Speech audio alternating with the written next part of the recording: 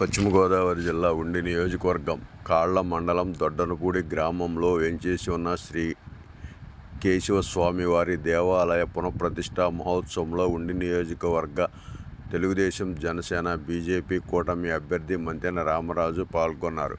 ఈ కార్యక్రమంలో జనసేన పార్టీ నియోజకవర్గ ఇన్ఛార్జి జుత్తుగ నాగరాజు మరియు తెలుగుదేశం, జనసేన పార్టీ నాయకులు, కార్యకర్తలు కార్యక్రమంలో పాల్గొన్నారు. మన యొక్క ఉండి నియోజకవర్గంలో కాళ్ళమండలో దొడ్డనపూడి గ్రామంలో ఇచ్చేసినటువంటి చెన్నకేశ్వర స్వామి ఆలయాన్ని పునర్నిర్మాణానికి గ్రామ పెద్దలందరూ కూడా సహాయ సహకారాలతో కమిటీ సభ్యులందరూ కూడా చక్కగా ఎంతో అంగరంగ వైభవంగా పునర్నిర్మాణం కూడా కోట్లాది రూపాయలు వెచ్చించి గ్రామంలోని ఎప్పుడు కూడా ఇక్కడ స్వామివారిని పూజిస్తూ ఈ గ్రామంలో ఉన్న అందరూ కూడా కష్టపడి పని చేసుకుని ప్రతి ఒక్కరూ కూడా ఉన్నతమైన స్థాయికి వెళ్ళడానికి కానీ అక్వా రంగంలో కానీ వ్యవసాయ రంగంలో కానీ ఆ స్వామివారి ఆశీస్సులతో ముందుకెళ్ళడం జరుగుతూ ఉంది. ఎన్నో వందల సంవత్సరాలు చరిత్రమైనటువంటి ఈ యొక్క ఆలయాన్ని పునర్నిర్మాణానికి ప్రారంభించి ఆలోచన చేసినప్పుడు గ్రామంలో నుండి రైతాంగం కానీ, గ్రామ యొక్క పెద్దలు కానీ, గ్రామ యొక్క సర్పంచ్ గారు కానీ, ఎక్స్ సర్పంచ్లు కానీ, ఎంపీపీ గారు కానీ, గ్రామంలో నుండి పెద్దలందరూ మూలస్వామి గారు కానీ, గ్రామం నుండి పేరు పేరున ప్రతి ఒక్కరూ కూడా ఎంతో ఆర్థిక సహాయాన్ని ఏర్పాటు చేయడం కానీ, ఎంతో వెచ్చించి ఈరోజు పునర్ప్రతిష్ఠ కార్యక్రమం చేయడం జరుగుతూ ఉంది.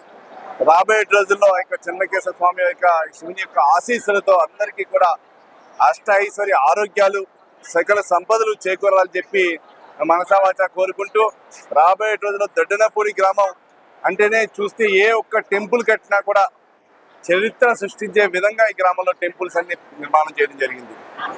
ఏ ఒక్క టెంపుల్ ప్రారంభించినా కూడా గ్రామస్తులు వారి యొక్క తాహతను బట్టి కాకపోయినా కూడా ఎక్కువే భగవంతునికి ఇచ్చి అందరూ కూడా చేయడం జరుగుతూ ఉంది. వారందరినీ కూడా దొడ్డనపూడి గ్రామస్తులు కానీ ఈ యొక్క ఆలయ నిర్మాణానికి పునర్నిర్మాణానికి సహకరించిన కమిటీ సభ్యులను కూడా ప్రత్యేకంగా అభినందిస్తూ, రాబోయే రోజున మరి ఎన్ని కార్యక్రమాలు చేయాలని చెప్పి మనసవాచ కోరుకుంటూ, బ్రహ్మాండమైన వాస్తు ఈ దేవాలయానికి ఎప్పుడు ఎదురులేదు. ఇలాంటి దేవాలయానికి ఇలాంటి వాస్తు కలిగినటువంటి దేవాలయం ఎక్కడా లేదు. ఆ చేసేటువంటి అందరికి కూడా ప్రత్యేకంగా అభినందిస్తూ ఆ యొక్క స్వామివారి ఆశీస్సులో అందరికీ ఉండాలని చెప్పి మనసవాచ కోరుకుంటా ఉన్నాం.